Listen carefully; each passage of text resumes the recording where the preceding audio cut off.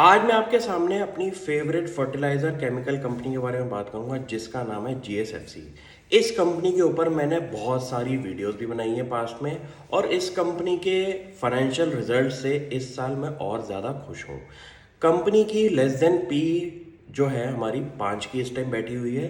Company की market cap around 6200 crore की है और कंपनी की बैलेंस शीट के अंदर अराउंड 6200 के आसपास का इन्वेस्टमेंट्स भी हैं जो कि उनकी क्रॉस होल्डिंग है डिफरेंट डिफरेंट लिस्टेड कंपनीज के अंदर।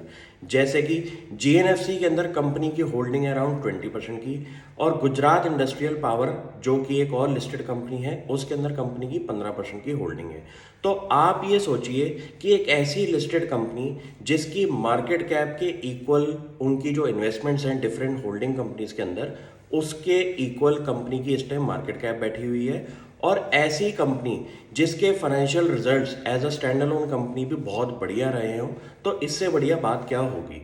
कंपनी की अगर मैं रेवेन्यू की बात करूं तो इस साल कंपनी का रेवेन्यू अराउंड 11,000 करोड़ के आसपास का हो चुका है। कंपनी का प्रॉफिट आफ्टर टैक्स जो है वो अराउंड 1300 करोड़ के आसपास का हो चुका है जिसके अंदर लास्ट ईयर के कंपैरिजन में अराउंड 45% की ग्रोथ दिखाई दी है। कंपनी कैश रिच है और कंपनी की बैलेंस शीट में अराउंड 1400 करोड़ का नेट कैश पड़ा हुआ है जो कि फ्यूचर के केपेक्स के लिए यूज होगा और कंपनी हमारे ऑपरेटिंग मार्जिन जो है वो अराउंड 14% पे अराउंड ट्रेड करते हैं।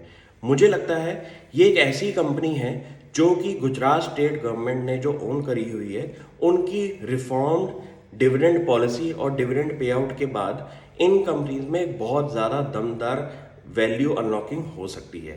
कंपनीज को डायरेक्टली ये बोला गया है कि आप अब शेयर होल्डर्स के लिए भी काम करें और अपने डिविडेंड पे आउट को बढ़ाएं अगर आपका प्रॉफिट आफ्टर टैक्स एक लेवल पे जाके बढ़ रहा है। मुझे लगता है इस कंपनी पे इतना ज़्यादा आपका फोकस रहना चाहिए क्योंकि एक ऐसी कंपनी है जो कि कैश रिच है। कंपनी ऐसे केमिकल्स बनाती हैं जो कि इंडिया में सिर्फ और सिर्फ एक ही कंपनी बनाती है।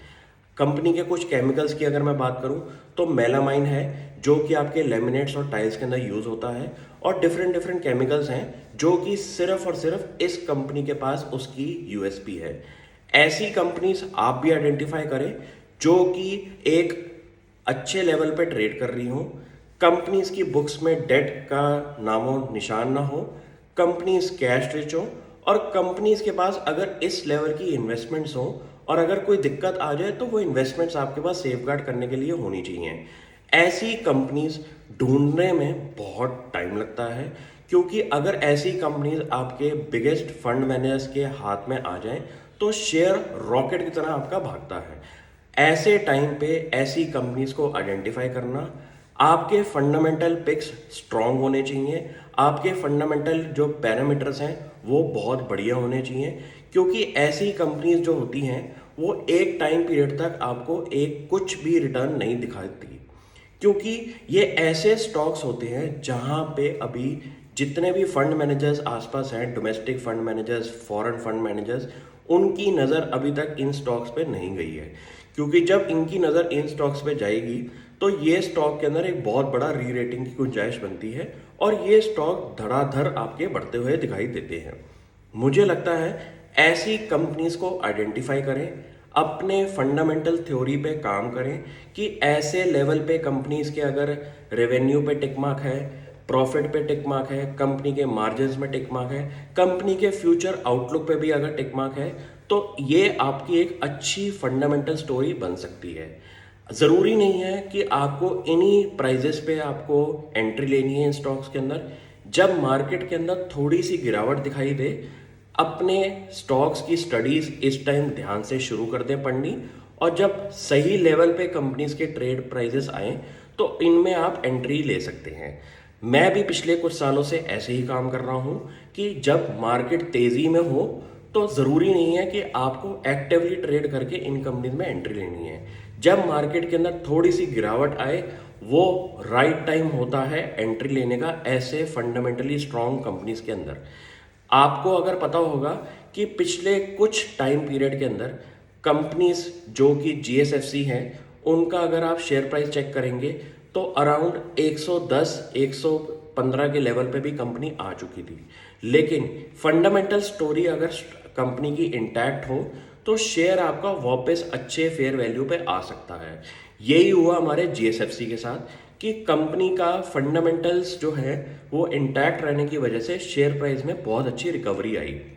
तो अगर आपके स्टॉक्स बढ़िया हो, मार्केट के कुछ अनफोर्सीन सर्कमस्टेंसेस की वजह से स्टॉक के अंदर गिरावट दिखाई दे, लेकिन स्टॉक की फंडामेंटल स्टोरी अगर इंटैक्ट है तो शेयर प्राइस हमेशा अपने फेयर लेवल पे ज़रूर आएगा। यही होता है अच्छी कंपनीज के साथ। जब मार्केट गिरावट होती है तो शेयर भी आपका टूटता है, लेकिन जब मार्केट में रिकवरी होती है लेट से 5 से 10% की, तो उस शेयर के अंदर आपकी डबल की रिकवरी ज़रूर हो जाएगी। ऐसे ही हो रहा है पिछले 10-12 साल से जब से मैं काम कर रहा हूँ। लेकिन आपको स्टॉक्स सही पकड़ने में सबसे ज़्यादा आपका स्किल सेट यूज़ होता है। वहाँ कोई भी तरीके का शॉर्टकट ना लीजिए। कोई भी आप अगर टिप्स ले रहे हैं तो उस टिप पे सबसे ज़्यादा खुद अपना स्टडी ज़रूर करें, क्योंकि अपनी स्टडी ही आपको आगे जाके काम आएगी। स्टॉक टिप्स तो कोई आज दे रहा है, कोई कल दे रहा है, लेकिन अपनी सेल्फ स्टडी अगर सही रहेगी तो आपको ऐसे स्टॉक्स हर बारी अच्छे अच्छे टाइम पीरियड में मिलते रहेंगे। Thank you.